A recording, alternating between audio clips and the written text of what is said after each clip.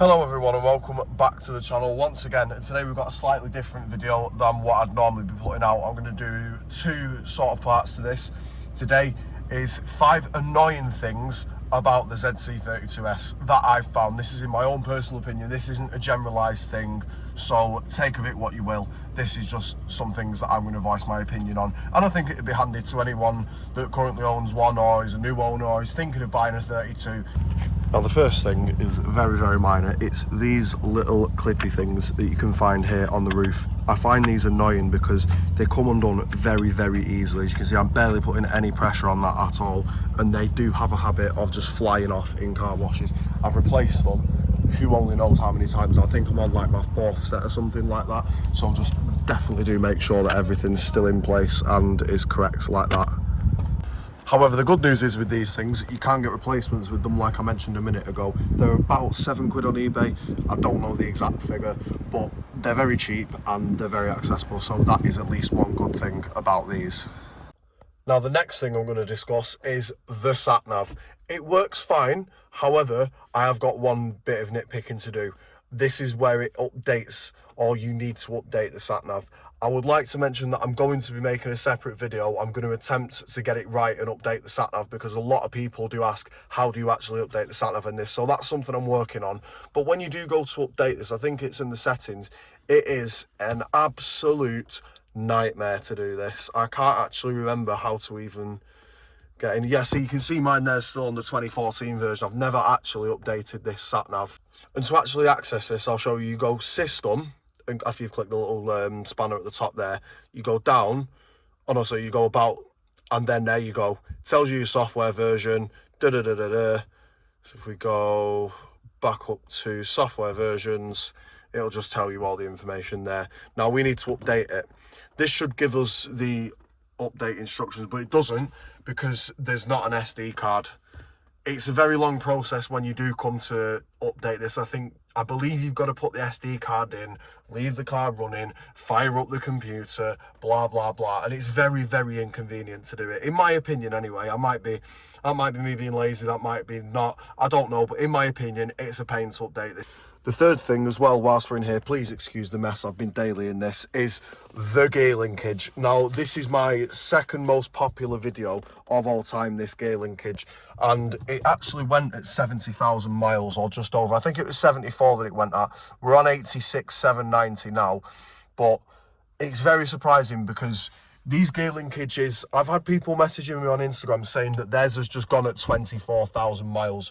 It's a bad design flaw, but every car has it. But this one's particularly annoying because it is, you know, you can't really drive without it. You know what I mean? You've got 3rd and 4th gear. I was stranded in the middle of town when this happened to me, and I had to nurse it home the best I could just with 3rd and 4th gear. Worst thing I've ever done in my life. Hopefully it doesn't have to happen again.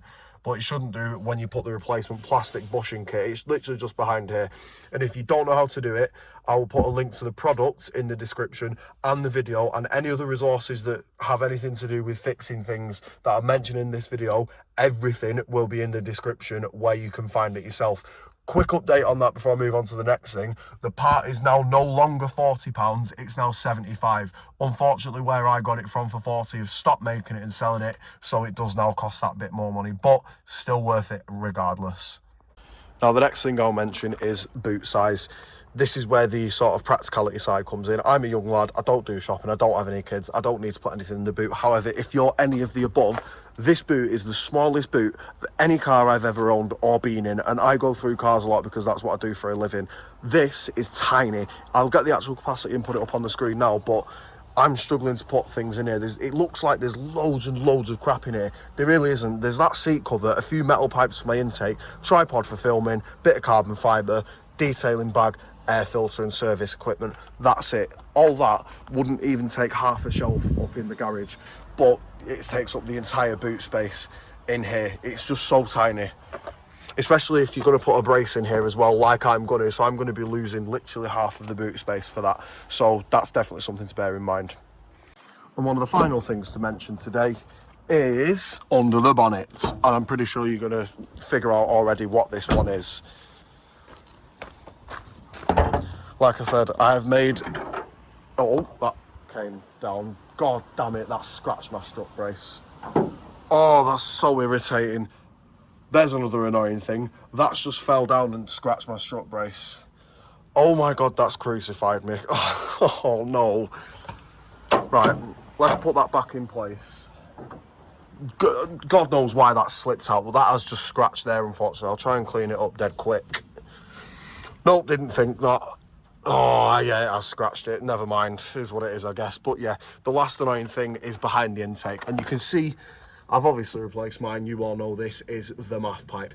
They have a bad habit of splitting around this area here. It goes all along this joint. And it makes your car just bog down like mad. It loses power, especially low down when you say setting off at a set of traffic lights, and when it falls back down in revs, it just goes blah, blah, blah, blah, blah, and hesitates all the time, every time you do that. And it's something that not a lot of people know about. Again, I've informed a lot of people about this before and after I did the repair. It took me a while to figure it out myself, but yeah, this is probably the main thing I'd say for this video, and that's why I've saved the best till last.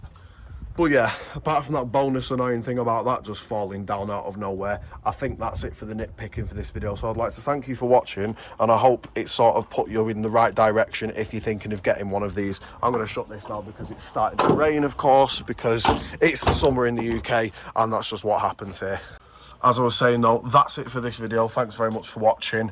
Next time, we're going to be doing 5 more positive things about the 32S, so stay tuned for that next week. Sorry for the gap in the upload. I was ill as anything last week. I just had to have a week off, chill out and get myself sorted, and I'm back in the game again now. Thanks again for watching, and I'll catch you next week for that.